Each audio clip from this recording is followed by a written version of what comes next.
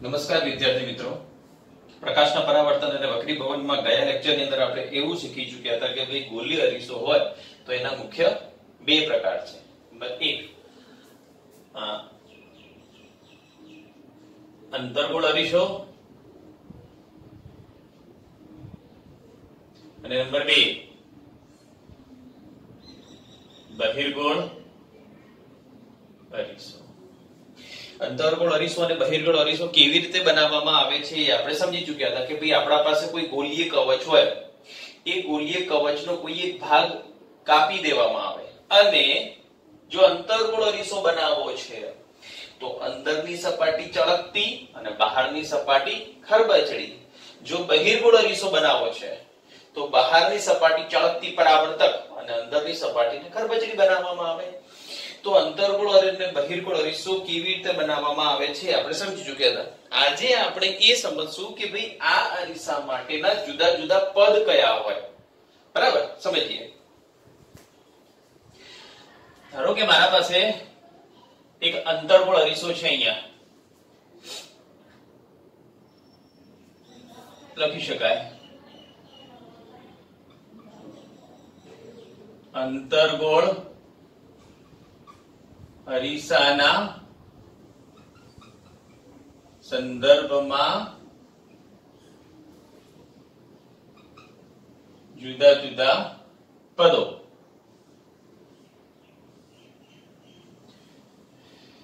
બરાબર, ધારો કે મારી પાસે આ પ્રકારે એક અંતર્ગોળ અરીસો આપણે લીધેલો છે. બરાબર, થોડોક જાડો વિચારી લઈએ આ પ્રમાણે.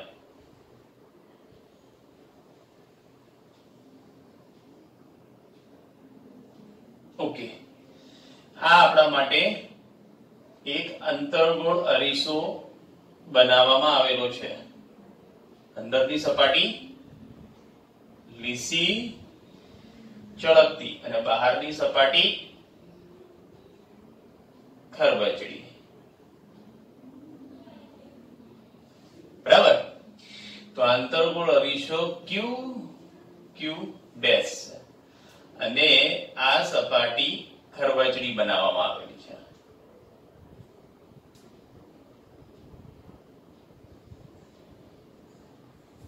બરાબર, તો આ પ્રકારે આપણે એક અંતર્ગોળ અરીસો લીધેલો છે. હવે અંતર્ગોળ અરીસાના સંદર્ભમાં પહેલી વ્યાખ્યા છે કે ભાઈ ધ્રુવ પી કોને કહેવાય. લખીએ તો કે અંતર્ગોળ અરીસાના સંદર્ભમાં બધી વાતો છે. તો આગ આપણે બહિર્ગોળ અરીસો નથી લખતા, અંતર્ગોળ અરીસાના સંદર્ભમાં જુદા જુદા પદો. તો એમાં પહેલું પદ આવે છે ધ્રુવ કૌંસમાં પી. બરાબર, આ એના માટે છે. તો ધ્રુવ પી ની વ્યાખ્યા કોને કહેવાય, કઈ વ્યાખ્યા હોય એની? તો અંતર્ગોળ અરીસા અંતર્ગોળ અરીસાની પરાવર્તક સપાટી ના મધ્ય બિંદુને ધ્રુવ પી કહે છે. આ પહેલી વ્યાખ્યા. એટલે આ અંતર્ગોળ અરીસાની આ પરાવર્તક સપાટી છે. અહીં લખવું તો લખી શકાય કે ભાઈ આ પરાવર્તક સપાટી છે અને આ ખરબચડી સપાટી છે. ખબર પડી ગઈ છે આપણને હવે. તો અંતર્ગોળ અરીસાની આ પરાવર્તક સપાટીના બરોબર મધ્ય બિંદુને ધ્રુવ પી તરીકે ઓળખવામાં આવે છે. ચાલો બીજી વ્યાખ્યા. વક્રતા કેન્દ્ર સી કોને કહેવાય? તો આપણને બધાને ખબર છે કે ગયા લેક્ચરમાં આપણે એવું શીખી ચૂક્યા હતા કે ભાઈ આ અંતર્ગોળ અરીસો એ કોઈ પોલા ગોળામાંથી કાપીને બનાવવામાં આવેલો છે. એટલે આપણા માટે આ આખો એક આ પોલો ગોળો છે અને આ પોલા ગોળાનો આ એક ભાગ છે. આ રહ્યો. તો મારી પાસે જે પોલો ગોળો હતો, આ અંતર્ગોળ અરીસો ધારો કે આ પોલા ગોળામાંથી કાપીને બનાવવામાં આવેલો છે. બરાબર, આ અંતર્ગોળ અરીસો આમાંથી બનાવવામાં આવેલો છે. તો આનું કોઈ કેન્દ્ર હશે, આ કેન્દ્રને વક્રતા કેન્દ્ર કહેવાય. અંતર્ગોળ અરીસો જે પોલા ગોળામાંથી કાપીને બનાવવામાં આવેલો હોય તે પોલા ગોળાના કેન્દ્રને આ અંતર્ગોળ અરીસાનું વક્રતા કેન્દ્ર C કહે છે. બરાબર? તો લખી શકાય અંતર્ગોળ અરીસો જે પોલા ગોળામાંથી કાપીને બનાવવામાં આવેલો હોય છે તેના કેન્દ્રને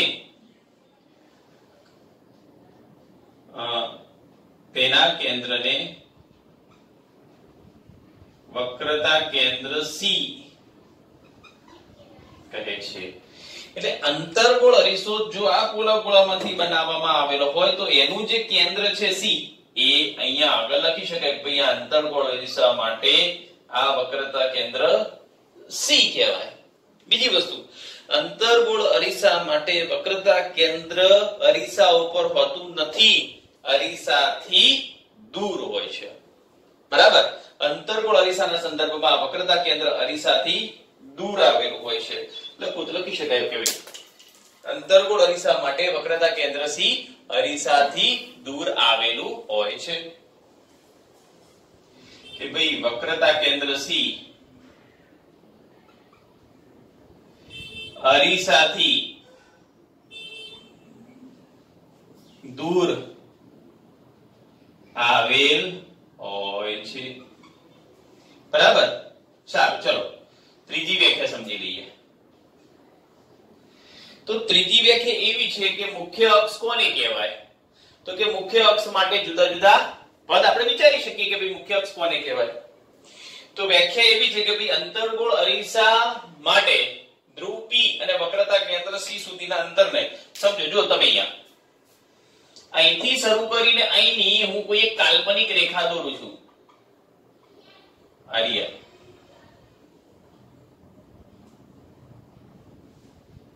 બરાબર, આને કહેવામાં આવશે મુખ્ય અક્ષ. તો ધ્રુવ P અને વક્રતા કેન્દ્ર C માંથી પસાર થતી કાલ્પનિક રેખાને વક્રતા કેન્દ્ર અને ધ્રુવ P માંથી પસાર થતી આ કાલ્પનિક રેખાને જ કહેવામાં આવે છે મુખ્ય અક્ષ. લખી શકાય વ્યાખ્યા મુખ્ય અક્ષ. તો કે અંતર્ગોળ અરીસા ના ધ્રુવ P અને વક્રતા કેન્દ્ર C માંથી પસાર થતી કાલ્પનિક રેખાને મુખ્ય અક્ષ કહે છે. બરાબર? તો આ એક મહત્વની વ્યાખ્યા છે અને આ સમજી શકાય એવી છે. ચલો એના પછી નંબર 4. હવે એવું સમજવું પડે કે ભાઈ અંતર્ગોળ અરીસાની જે પરાવર્તક સપાટી છે એ પરાવર્તક સપાટી આ રહ્યા છે. બરાબર? અહીં લખી શકાય કે ભાઈ આ પરાવર્તક સપાટી અને આ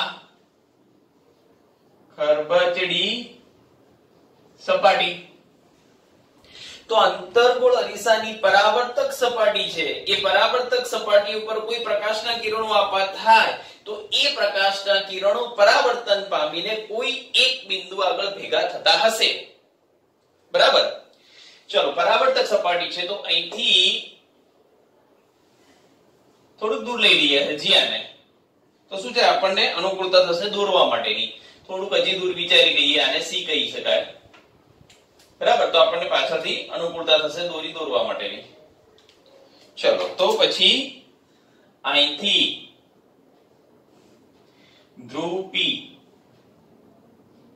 આ જે અંતર છે એને આર, મતલબ વક્રતા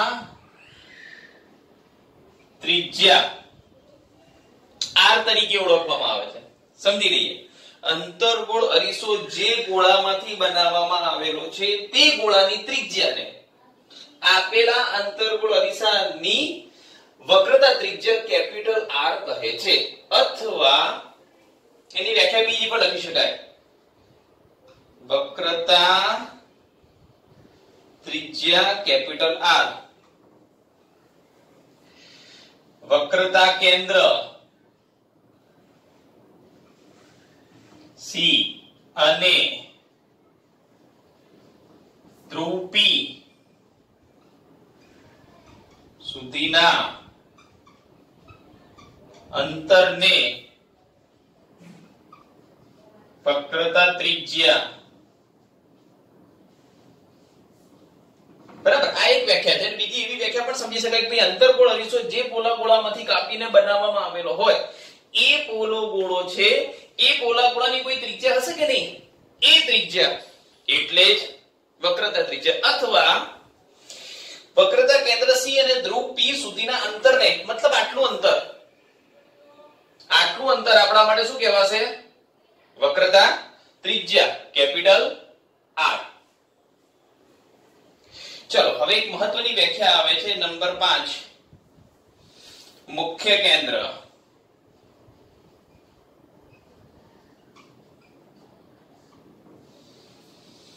તો અંતર્ગોળ અરીસાની પરાવર્તક સપાટી ઉપર તમે કોઈ કિરણો આપાત કરીએ, આપણે કિરણ આપાત કરીએ. ધારો કે આ પહેલું એક કિરણ આપાત થયું, આ બીજું એક કિરણ આપાત થાય છે.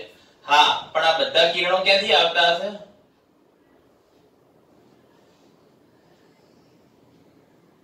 તો આ પહેલું કિરણ, આ બીજું કિરણ અને આ ત્રીજું કિરણ, 3 કિરણ આપાત થયા છે. અહીંયા આગળ સમજી શકાય કે આ બધા જ કિરણો અનંત અંતરથી આવતા હશે. યાદ રાખજો, આ બધા જ કિરણો અનંત અંતરથી આવે છે, આ સપાટી ઉપર આપાત થાય છે. સપાટી કેવી છે? તો કે પરાવર્તક છે. પરાવર્તક સપાટી છે તો ત્યાંથી પરાવર્તન થશે. ધારો કે આ બધા જ કિરણો પરાવર્તન પામીને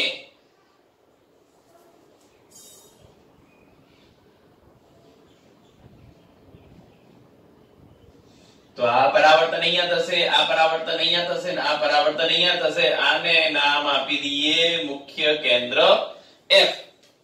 તો કે અંતર્ગોળ અરીસાની પરાવર્તક સપાટી ઉપર આપાત થતા કિરણો પરાવર્તન પામીને કોઈ એક બિંદુ આગળ ભેગા થાય છે.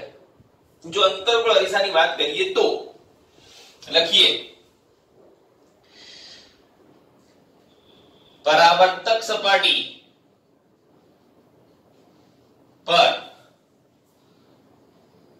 અનંત અંતરેથી આપાત થતા કિરણો પરાવર્તન પામીને કોઈ એક બિંદુ આગળ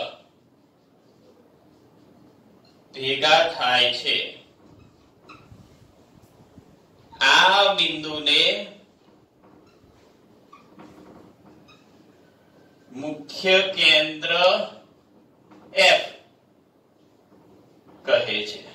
બરાબર, તો અનંત અંતરેથી મેં 3 કિરણો લીધેલા છે. આ 3 કિરણો અહીંયા આગળ આપાત થશે અને ત્યાંથી પરાવર્તન પામીને કોઈ એક બિંદુ આગળ ભેગા થશે. જો અંતર્ગોળ અરીસો હશે તો ભેગા થશે અને બહિર્ગોળ અરીસો હશે તો ભેગા થવાનો અરીસાની પાછળ આપણને ભાસ થશે.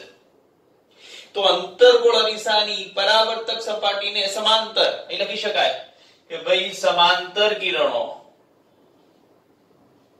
અંતર્ગોળ અરીસાની સપાટીને આપાત થતા સમાંતર કિરણો પરાવર્તન પામીને કોઈ એક બિંદુ આગળ ભેગા થાય છે. તે બિંદુને જ કહેવામાં આવે છે મુખ્ય કેન્દ્ર કેપિટલ F.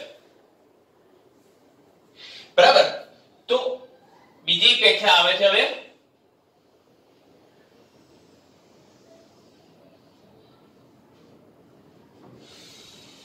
चलो 5 व्याख्या થઈ ગઈ. હજી એક લખીએ. નંબર 6 કેન્દ્ર લંબાઈ.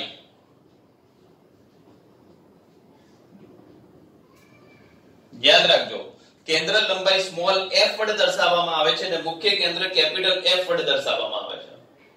કેન્દ્ર લંબાઈ સ્મોલ f વડે દર્શાવવામાં આવે છે અને મુખ્ય કેન્દ્ર કેપિટલ F વડે દર્શાવવામાં આવે છે. તો કેન્દ્ર લંબાઈની વ્યાખ્યા એવી છે કે ધ્રુવ P અને મુખ્ય કેન્દ્ર F સુધીના આટલા અંતરને કેન્દ્ર લંબાઈ F તરીકે ઓળખવામાં આવે છે. લખી શકાય ધ્રુવ P અને વક્રતા કેન્દ્ર C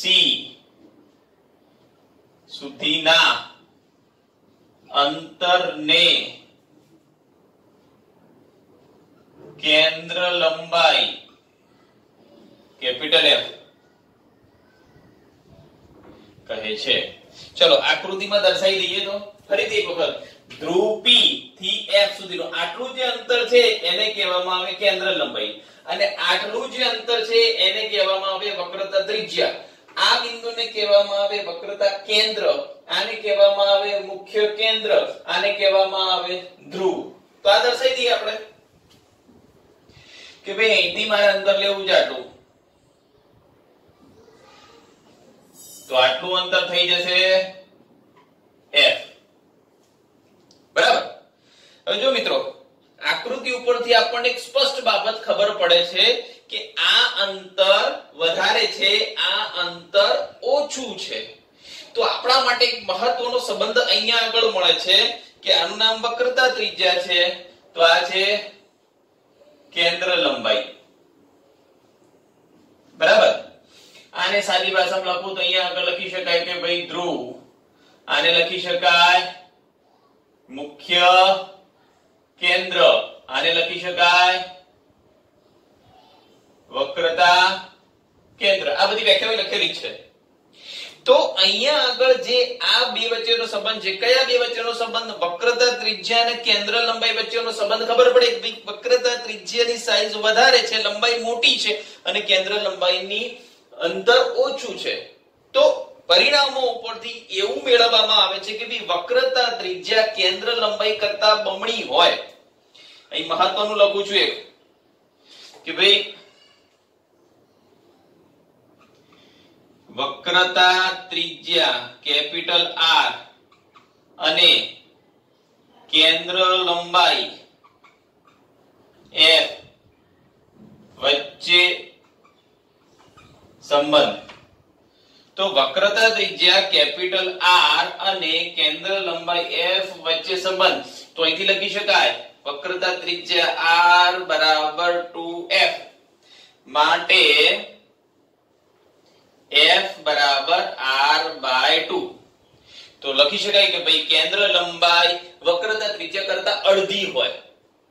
કેન્દ્ર લંબાઈ આના કરતા આ અડધી હોય અને આના કરતા આ બમણી હોય. આ સંબંધ યાદ રાખજો, દાખલા માટે આગળ કામ લાગશે કે ભાઈ વક્રતા ત્રિજ્યા અને કેન્દ્ર લંબાઈ વચ્ચે શું સંબંધ હોય? તો કે વક્રતા ત્રિજ્યા કેન્દ્ર લંબાઈ કરતા બમણી હોય અને કેન્દ્ર લંબાઈ વક્રતા ત્રિજ્યા કરતા અડધી હોય. બરાબર. તો આ બધી જ વ્યાખ્યાઓ આપણે સમજી ચૂક્યા છીએ. ફરીથી એક વખત લઈ લઈએ તો કે અંતર્ગોળ અરીસા માટે આ જુદા જુદા પદો આપણે સમજી શકીએ છીએ. સૌથી પહેલા અંતર્ગોળ અરીસો જે પોલા ગોળામાંથી કાપીને બનાવવામાં આવેલી એક અરીસો છે. બરાબર. તો અંતર્ગોળ અરીસો એક પોલા ગોળામાંથી કાપીને બનાવવામાં આવેલો છે. તો પહેલી વ્યાખ્યા ધ્રુવ P. અંતર્ગોળ અરીસાની પરાવર્તક સપાટીના મધ્ય બિંદુને ધ્રુવ P કહે છે. આ સપાટીનું બરોબર મધ્ય બિંદુ, આ બરોબર મધ્ય બિંદુ, એને શું કહેવાય? ધ્રુવ P. ચલો બીજું, વક્રતા કેન્દ્ર C કોને કહેવાય? તો અંતર્ગોળ અરીસો જે પોલા ગોળામાંથી કાપીને બનાવવામાં આવેલો છે, એમાંથી એને કાપી નાખેલો છે અને એમાંથી જે બનાવવામાં આવેલો છે. હવે ગોળો છે તો એની ત્રિજ્યા હોય, એ ત્રિજ્યા માટેનું જે કેન્દ્ર હોય અને આ જે કેન્દ્ર છે એનું નામ આપી દીધું છે વક્રતા કેન્દ્ર. બીજી વ્યાખ્યા, અંતર્ગોળ અરીસો જે પોલા ગોળામાંથી કાપીને બનાવવામાં આવેલો હોય છે તેના કેન્દ્રને વક્રતા કેન્દ્ર C કહે છે. નંબર 3, મુખ્ય અક્ષ કોને કહેવાય? હવે અંતર્ગોળ અરીસો છે તો આ બધા જ કિરણો એના ઉપર શું થશે? આપાત થશે.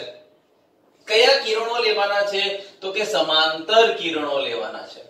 ક્યાંથી આવશે? તો કે અનંત અંતરેથી આવશે. સૂર્યમાંથી આવતું પ્રકાશનું કિરણ અનંત અંતર કહેવાય મિત્રો. તો આ અનંત અંતરેથી આવતા કિરણો પરાવર્તન પામીને કોઈ એક બિંદુ આગળ ભેગા થાય છે. તે બિંદુને કહેવામાં આવે છે મુખ્ય કેન્દ્ર. બરાબર, તે બિંદુને કહેવામાં આવે છે મુખ્ય કેન્દ્ર. હવે આ જે છે એ મુખ્ય અક્ષ છે, એ વ્યાખ્યા આ મુખ્ય અક્ષ એ કાલ્પનિક રેખા છે. ધ્રુવ P અને C સુધીની આ રેખાને મુખ્ય અક્ષ તરીકે ઓળખવામાં આવે છે. ચલો ત્યાં સુધીનું અંતર તો કે વક્રતા ત્રિજ્યા. આ બધા કિરણો પરાવર્તન પામીને જ્યાં ભેગા થાય તો કે મુખ્ય કેન્દ્ર. આ અંતર તો કે કેન્દ્ર લંબાઈ. તો આ જે બધા પદો છે એ આપણે લખી ચૂક્યા અને બહિર્ગોળ અરીસાના સંદર્ભની અંદર આ બધા પદોની વ્યાખ્યા એના પાછળના ભાગમાં આભાસી થશે. હવે આપણને આ બધી વ્યાખ્યા ખબર પડી, પણ વ્યવહારમાં મારે પ્રયોગ કરવો હોય તો કે સમજી શકાય મિત્રો. વ્યવહારનો પ્રયોગ આપણે કરી શકીએ છીએ. શું કરવાનું છે? તો કે આ અંતર્ગોળ અરીસો આપણે લેવાનો છે. ધારો કે મારી પાસે આ અંતર્ગોળ અરીસો છે. આ અંતર્ગોળ અરીસાને સૂર્યની સામે રાખવાનું છે. એની જે લીસી ચળકતી સપાટી છે સૂર્યની સામે રાખો તો સૂર્યમાંથી પ્રકાશનું કિરણ એના ઉપર આપાત થશે અને એ પરાવર્તન પામીને ક્યાંક જશે. ચલો આ અંતર્ગોળ અરીસાની પરાવર્તક સપાટીને સામે એક કાગળનો ટુકડો તમે મૂકી દો અને સપાટીને ક્યાં રાખીએ? સૂર્યની સામે. તો સૂર્યમાંથી આવતા પ્રકાશના કિરણો અહીંયા ભેગા થશે તો આપણે આ કાગળને સહેજ ખસેડવાનો છે અને એવું બિંદુ નક્કી કરવાનું છે કે જ્યાં આગળ સૂર્યનો જે કિરણ આવે છે એનું જે પરાવર્તન થાય છે એ પરાવર્તનના કારણે એક ટપકું બિંદુ પણ કેવું? એકદમ પ્રકાશિત ટપકું તમને મળશે. આ એકદમ પ્રકાશિત ટપકા ઉપર તમે આ કાગળ મૂકી દો અથવા એ કાગળને એના ઉપર કેન્દ્રિત કરો. તો મારી પાસે આ એક કાગળ છે અને અહીંયા આગળ મેં મૂકી દીધેલું છે અને સૂર્યની સામે મૂકી દીધેલું છે. તો સૂર્યમાંથી જે પ્રકાશનું કિરણ આવે છે અનંત અંતરથી આવે છે પરાવર્તન પામીને કોઈ કાગળ ઉપર કેન્દ્રિત થાય છે. થોડાક સમય સુધી રાખશો મિત્રો તમે આવું તો એ કાગળમાંથી ધુમાડા નીકળશે અને હજુ વધારે સમય રાખશો તો કાગળ સળગી જશે. એનો મતલબ સાંભળજો, આ અંતર્ગોળ અરીસો જો સૂર્ય સામે રાખ્યો હોય તો આ બધા કિરણો સૂર્યમાંથી આયા અને તમે કાગળ અહીંયા મૂકેલો છે અહીંયા, તો જેટલા પણ કિરણો છે પરાવર્તન પામીને બધા અહીંયા ભેગા થશે. ત્યાં આગળ સૂર્યનું પ્રતિબિંબ રચાશે. એ પ્રતિબિંબ સૂર્યનું પ્રતિબિંબ છે માટે ઊર્જા ધરાવે છે અને એ ઉષ્મા ઊર્જાને કારણે એ કાગળ સળગી જશે. હા, બીજી વસ્તુ યાદ રાખજો, તમે કાગળને આગળ પાછળ કરીને ફેરવી શકો છો અને એ કાગળ એવી જગ્યાએ મૂકવાનું કે જ્યાં તીક્ષ્ણ અને એકદમ પ્રજ્વલિત પ્રકાશ મળતો હોય તો એ કાગળ સળગી જશે. બરાબર? તો આ કાગળ સળગી ગયો મતલબ આપણને ખબર પડી કે ત્યાં આગળ સૂર્યનું પ્રતિબિંબ રચાય છે. તો અનંત અંતરેથી આવતા પ્રકાશના કિરણો સૂર્ય ઉપરથી આવતા પ્રકાશના કિરણો અંતર્ગોળ અરીસાથી પરાવર્તન પામીને જે બિંદુએ ભેગા થાય એ જ મુખ્ય કેન્દ્ર, ત્યાં પ્રતિબિંબ રચાય છે તો એ મુખ્ય કેન્દ્ર કહેવાય. એટલા અંતરને કેન્દ્ર લંબાઈ કહેવાય. આટલા અંતરને વક્રતા ત્રિજ્યા તરીકે ઓળખવામાં આવે છે. બરાબર? તો આ જે બધા પદો છે આ બધી જ વ્યાખ્યા લખી રાખજો. આ બધી જ વ્યાખ્યા તૈયાર કરજો, આગળ બહુ જ કામ લાગશે. બરાબર?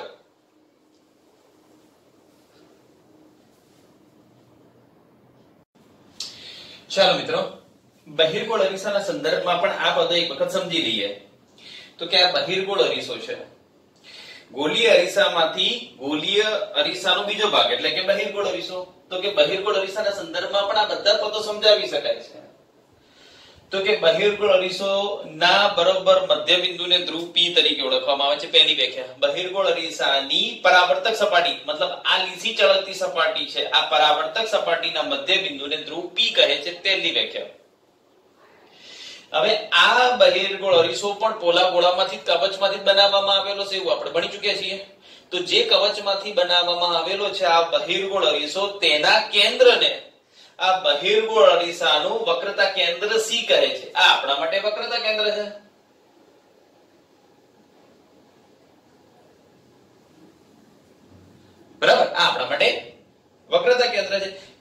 વાત યાદ રાખજો, અંતર્ગોળ અરીસા માટે વક્રતા કેન્દ્ર આગળના ભાગમાં હોય અને બહિર્ગોળ અરીસા માટે વક્રતા કેન્દ્ર એના પાછળના ભાગમાં હોય.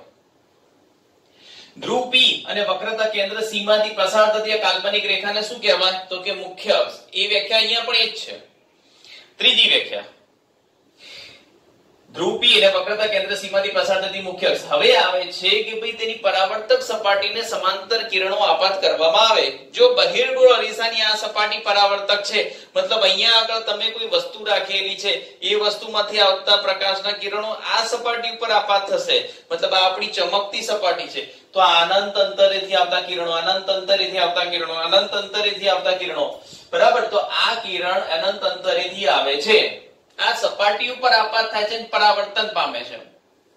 હા, પરાવર્તન પામે છે, પણ એને પાછળના ભાગમાં જો ભેગા કરવામાં આવે તો બિંદુ F, કોઈ એક બિંદુ આગળ ભેગા થતા હોય તેવો આપણને આભાસ થાય છે. તો એ જે બિંદુ આગળ ભેગા થાય છે એને કહેવામાં આવે છે મુખ્ય કેન્દ્ર F. મતલબ અંતર્ગોળ અરીસા માટેના બધા પદો અરીસાની આગળના ભાગમાં લેવામાં આવે, બહિર્ગોળ અરીસા માટે બધા પદો એની પાછળના ભાગમાં લેવામાં આવે. અંતર્ગોળ અરીસા માટે પ્રતિબિંબ વાસ્તવિક મળે, બહિર્ગોળ અરીસા માટે પ્રતિબિંબ આભાસી મળે, બરાબર. તો અંતર્ગોળ અરીસાની પરાવર્તક સપાટીને સમાંતર આપાત થયેલા કિરણો પરાવર્તન પામીને અરીસાની પાછળના ભાગમાં કોઈ બિંદુ આગળ ભેગા થતા હોય તેવો આભાસ થાય છે. જ્યારે અહીંયા આગળ શું લખેલું છે? પરાવર્તક સપાટી પરથી અનંત અંતરે આપાત થતા કિરણો પરાવર્તન પામીને કોઈ એક બિંદુ આગળ ભેગા થાય છે અંતર્ગોળ માટે, પણ બહિર્ગોળ માટે અરીસાની પાછળના ભાગમાં ભેગા થતા હોય તેવો આભાસ થાય છે. તે બિંદુને કહેવામાં આવે છે મુખ્ય કેન્દ્ર F. મતલબ આ બિંદુ આગળ એનું પ્રતિબિંબ બને છે એવો કાલ્પનિક વિચાર કરવાનો છે. ચલો, બીજી વ્યાખ્યા તો એવી છે કે બિંદુ P થી F સુધીના અંતરને કેન્દ્ર લંબાઈ F કહેવામાં આવે છે. ધ્રુવ P થી C સુધીના અંતરને વક્રતા ત્રિજ્યા R તરીકે ઓળખવામાં આવે છે. તો જે બાબતની વ્યાખ્યાઓ અંતર્ગોળ માટે હતી એવી જ વ્યાખ્યાઓ બહિર્ગોળ માટે છે, ખાલી એના અમુક પદોમાં ફેરફાર થાય છે. અને અહીંયા આગળ પણ આ બે વચ્ચેનો સંબંધ તો આ જ છે કે ભાઈ R બરાબર 2F. અહીં લખી શકાય વક્રતા ત્રિજ્યા બરાબર 2 કૌંસમાં કેન્દ્ર લંબાઈ, બરાબર. તો આ અંતર્ગોળ અરીસા માટે અને બહિર્ગોળ અરીસા માટે જુદા જુદા પદો તમે સમજી ચૂક્યા હશો. હવે પછીના પ્રકરણની લેક્ચરની અંદર આપણે આ અંતર્ગોળ અરીસાની સામે વસ્તુ ક્યાં મૂકવામાં આવે અને એના પ્રતિબિંબ કેવું રચાય એના વિશે આપણે સમજીશું.